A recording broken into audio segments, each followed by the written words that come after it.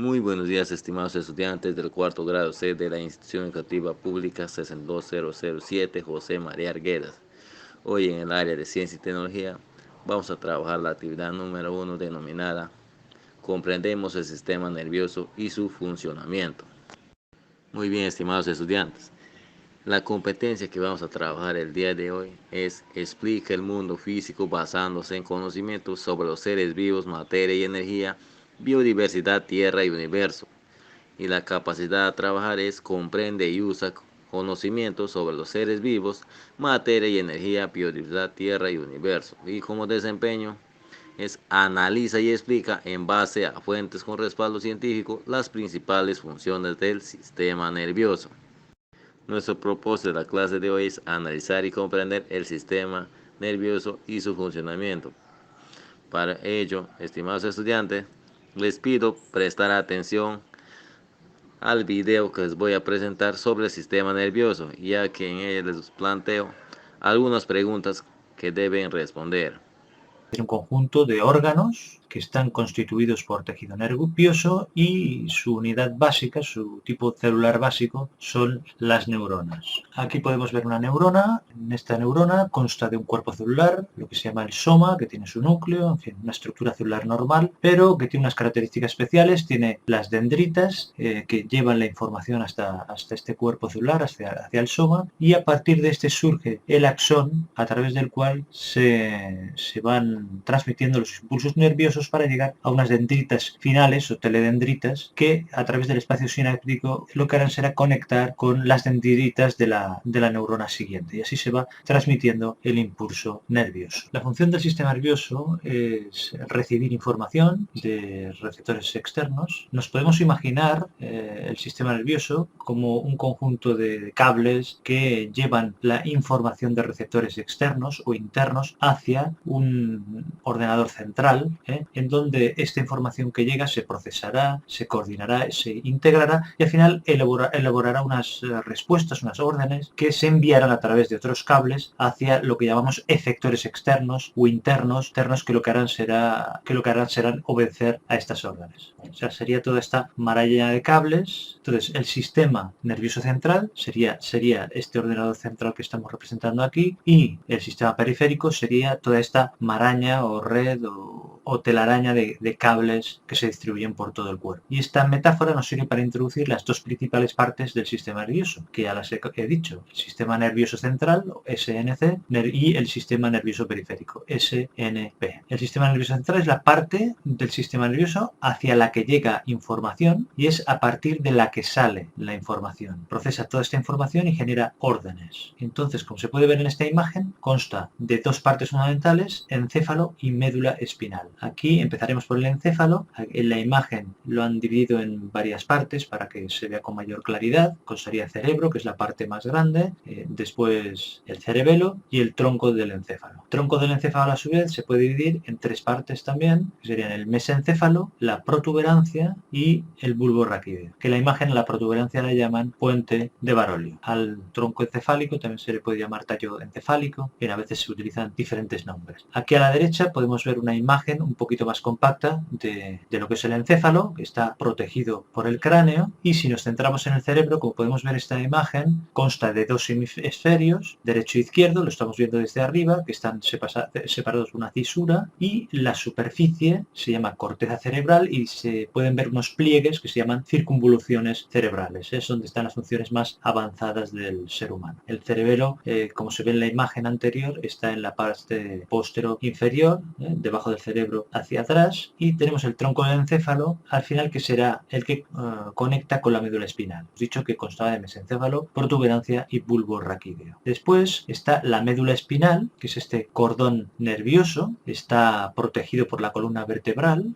va concretamente por el conducto vertebral, que es una superposición de los agujeros vertebrales. Ya expliqué en los vídeos sobre la columna lumbar, hago una introducción al tema. El cuerpo vertebral está por la parte de delante y sirve para comunicar el encéfalo con el resto del cuerpo. Lleva información hacia el encéfalo y información desde el encéfalo al resto del cuerpo, y como podemos ver en la imagen, pues consta de una parte cervical, dorsal, otra lumbar y otra sacra.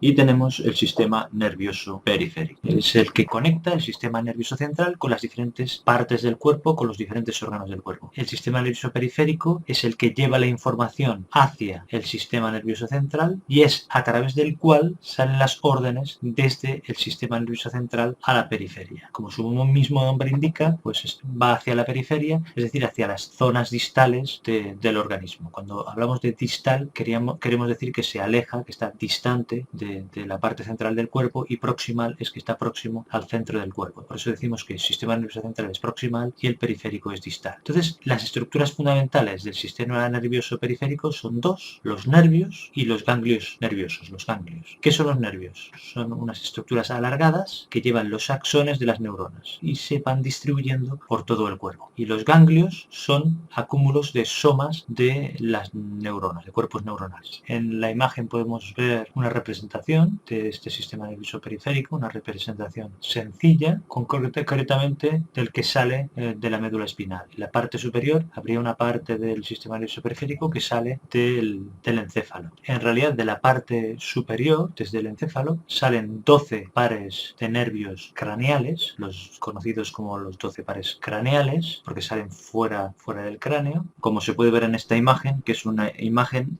en la que vemos el encéfalo desde su base. Y de la médula espinal salen 31 pares de nervios, que son los que se pueden ver aquí en la imagen, de forma esquemática. 31 pares de nervios espinales. Es decir, tenemos 12 pares de nervios craneales y 31 pares de nervios espinales. Para ilustrar la salida del sistema nervioso periférico, salida o entrada en el sistema nervioso central, hacemos un corte horizontal a nivel de médula espinal. Podemos ver que hay en el interior de esta médula espinal una parte más gris, una sustancia gris que tiene esta forma de H. Podemos ver las columnas grises, hay una columna anterior y otra posterior. Si sumamos las de los dos lados, tiene una especie de forma de H. Con el canal central de la columna posterior sale lo que llamamos raíz posterior, que ya sería sistema nervioso periférico, y de la columna anterior, o sea, de la que está delante, saldría la raíz anterior, que también es sistema nervioso periférico, y que después se fusionarán. En la raíz posterior podemos ver un ganglio nervioso, que a estos ganglios espinales se les llaman ganglios sensitivos. Ya hemos dicho que era un conjunto de cuerpos neuronales. Se les llama sensitivos porque por esta raíz posterior va información aferente, es decir, sensorial, es decir, información que va desde la periferia hacia el sistema nervioso central. En cambio, por la raíz anterior van neuronas eferentes, es decir, que llevan órdenes o información desde el sistema nervioso central hacia la periferia. Para acordarme, yo recuerdo que eferente me recuerda a descendente, hay una E en los dos casos, o sea que desciende del sistema nervioso central, y esto me sirve de regla mnemotécnica para distinguir entre aferente y eferente. Y para acordarme del significado de aferente, me fijo en que aferente empieza por A, igual que ascendente, es decir, que asciende hacia el sistema nervioso central. Son pequeños trucos que pueden ser útiles para acordarse del significado de estos términos. Al final, estas dos raíces se fusionan en un mismo nervio, que será un nervio mixto que llevará neuronas tanto aferentes como eferentes. Es decir, información que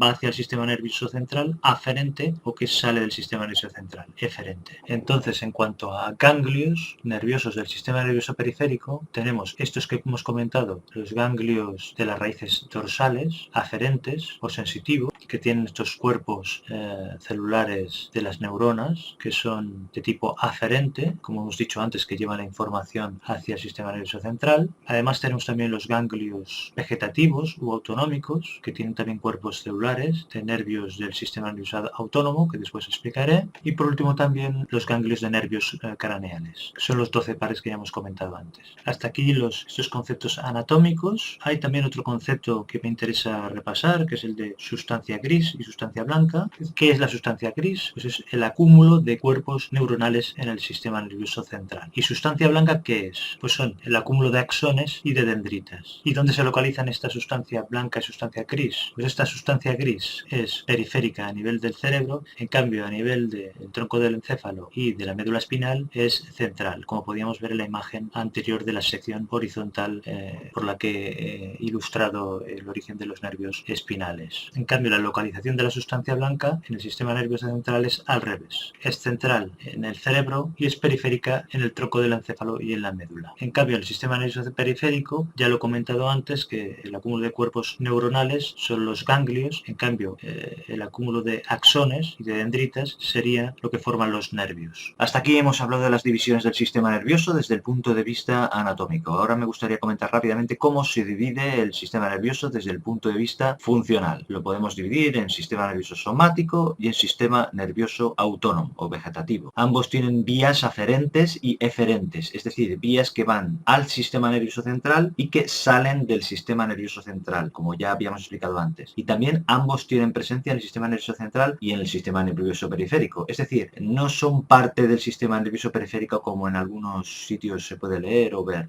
Hay que pensar que la división en sistema nervioso central y periférico es una división que hacemos desde un punto de vista anatómico. En cambio, la división entre sistema nervioso somático y sistema nervioso autónomo es una división que hacemos desde el punto de vista fisiológico o funcional. Son visiones distintas de lo mismo. Dicho esto, el sistema nervioso somático está relacionado con los movimientos voluntarios. Podemos decir que tiene unas vías aferentes y unas vías eferentes o motoras. Las vías aferentes pueden ser sensoriales, con la vista, oído, olfato, gusto, y unas vías aferentes sensitivas, que son el tacto fino y grueso, todo el tema propioceptivo, es decir, el que nos indica la posición del cuerpo, las articulaciones, tono muscular, tendones, nos dice en qué posición tenemos el cuerpo. En cambio, la vía eferente o motora es la vía voluntaria y es la que se corresponde con los impulsos nerviosos que hacen que se contraigan los músculos estriados esqueléticos, el bíceps, el tríceps, el cuádriceps, etc. El neurotransmisor del sistema nervioso somático es la acetilcolina. Y después tenemos el sistema nervioso autónomo o vegetativo, que es el que controla los movimientos involuntarios y se divide a su vez en dos partes, el simpático y el parasimpático. El sistema nervioso autónomo simpático es el que está relacionado con las situaciones de alerta, con la respuesta de lucha y huida, el fight and flight response. Su neurotransmisor es la noradrenalina, es el que hace que aumente nuestra frecuencia cardíaca ante un peligro, aumenta la frecuencia respiratoria, aumenta el tono muscular. En